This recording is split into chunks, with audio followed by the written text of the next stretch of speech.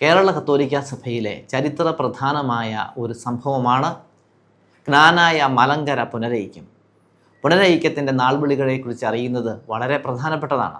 പുനരൈക്യത്തിൻ്റെ ചരിത്രം ആരംഭിക്കുന്നത് 1653 കൂനംകുരിശ് സത്യം വഴി ആളുകൾ ഭിന്നിച്ചു പോയ നിമിഷം മുതലെയാണ്.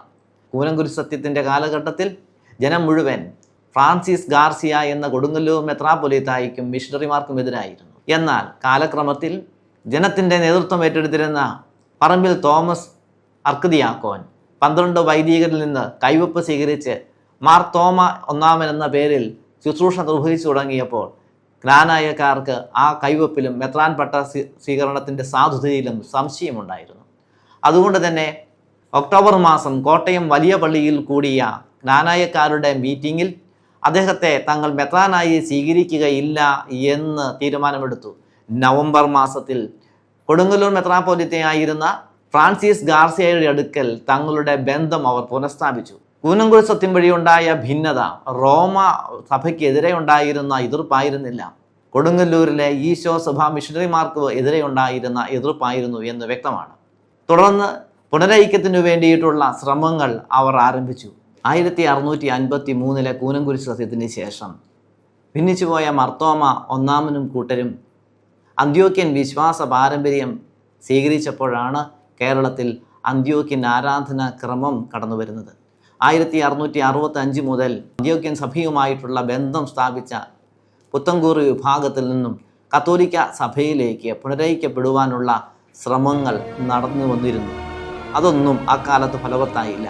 18-ാം നൂറ്റാണ്ടിൻ്റെ മധ്യഭാഗത്ത് നിരണത്ത് വെച്ച് മെത്രാൻ പട്ടം സ്വീകരിച്ച മാർ ഡയനീഷ്യസ് ഒന്നാമൻ, ദിവന്യാസിയോസ് ഒന്നാമൻ കത്തോലിക്ക വിശ്വാസത്തിലേക്ക് തന്നെയും തൻ്റെ ജനങ്ങളെയും കൊണ്ടുവരണം എന്ന ആഗ്രഹത്തോടുകൂടെ മലബാറിലെ മേൽപ്പട്ടക്കാരെ സമീപിച്ചിരുന്നു. കൊടുങ്ങല്ലൂർ മെത്രാപ്പൊലീത്തായുടെ മുമ്പിലും ഫ്ലോറൻസിയോസ് ഓഫ് ജീസസ് എന്ന വരാപ്പുഴ വികാരി അപ്പസ്തോലിക്കായുടെ മുമ്പിലും തൻ്റെ അപേക്ഷകൾ അദ്ദേഹം സമർപ്പിച്ചുവെങ്കിലും അതും വേണ്ട സ്ഥലത്ത് എത്തിക്കപ്പെട്ടില്ല. കാരണം എന്നെയും എൻ്റെ ജനങ്ങളെയും കത്തോലിക്ക സഭാ ശരീരത്തിലേക്ക് സ്വീകരിക്കണമെന്നും ഞങ്ങളുടെ പൂർവികർ വീണുപോയ ശിക്ഷയിൽ നിന്ന് മോചിക്കണമെന്നും ഞാൻ തീഷ്ണതയോടെ അഭ്യർത്ഥിക്കുന്നു എന്ന അദ്ദേഹത്തിൻ്റെ ആഗ്രഹത്തെ അവർ യഥാസ്ഥലങ്ങളിൽ അറിയിച്ചില്ല. തൻ്റെ പുനരൈക്യം സാധ്യതമാക്കുക എന്ന ലക്ഷ്യത്തോടെ അദ്ദേഹം കരിയാറ്റി മൽപ്പാനച്ചനെയും പാറയമ്മ തോമ കത്തനാരെയും സമീപിച്ചു. അവർ റോമ യാത്ര നടത്തി. പക്ഷേ അവരുടെ പരിശ്രമങ്ങളും ഫലസമൃദ്ധി എത്തിയില്ല എന്ന് ചരിത്രം സാക്ഷിക്കുന്നു. ദിവന്യാസിയോസ് ഒന്നാമൻ ഉർബൻ മാർപ്പാപ്പായുടെ നിർദ്ദേശപ്രകാരം വിശ്വാസ പ്രഖ്യാപനം നടത്തിയെങ്കിലും പുനരൈക്യ ശ്രമം പരാജയപ്പെട്ടു പോവുകയാണ് ഉണ്ടായത്. 19-ാം നൂറ്റാണ്ടിലെ പുനരൈക്യ ശ്രമങ്ങൾ 19-ാം നൂറ്റാണ്ടിൽ നിധീരി മാണിയച്ചനും മാർ ദിവന്യാസിയോസ് അഞ്ചാമനും തമ്മിൽ വലിയ തോതിലുള്ള പുനരൈക്യ ശ്രമങ്ങൾ നടത്തി. പക്ഷേ അത് ഫലപ്രദമായില്ല. ആംഗ്ലിക്കൻ മിഷണറിമാരുടെ പ്രവർത്തനങ്ങൾ, 1836 മാവേലിക്കര സൂനകദോസ്, മർത്തോമ സഭയുടെ രൂപീകരണം, മുളന്തുരുത്തി സൂനകദോസ് തുടങ്ങി അനേകം കാര്യങ്ങൾ പുത്തൻകൂറ്റ് വിഭാഗത്തിൻ്റെ ഇടയിൽ നടപ്പിലായിരുന്നു. അതൊക്കെ ഉണ്ടാക്കിയ ചലനങ്ങൾ വലുതായിരുന്നു. ജ്ഞാനായ സമുദായത്തിൻ്റെ ഐക്യത്തിനു വേണ്ടി ജ്ഞാനായ കമ്മിറ്റി രൂപീകരിച്ചതും ആ കാലത്താണ്. റോമിലും വലിയ മാറ്റങ്ങൾ ഈ കാലത്തുണ്ടായി.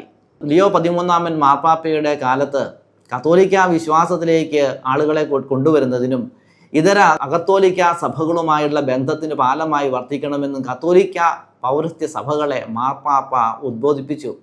ദിഞ്ഞിത്താസ് ഓറിയന്താലിയും എന്ന അപ്പസ്തോലിക ലേഖനവും ഇതിന് ഉപോത്ബലകമായി മാറി. ഈ കാലഘട്ടത്തിൽ തന്നെയാണ് പൗരസ്ത്യ സഭകൾക്ക് വേണ്ടിയിട്ടുള്ള കാര്യാലയം സ്ഥാപിക്കപ്പെടുന്നത്.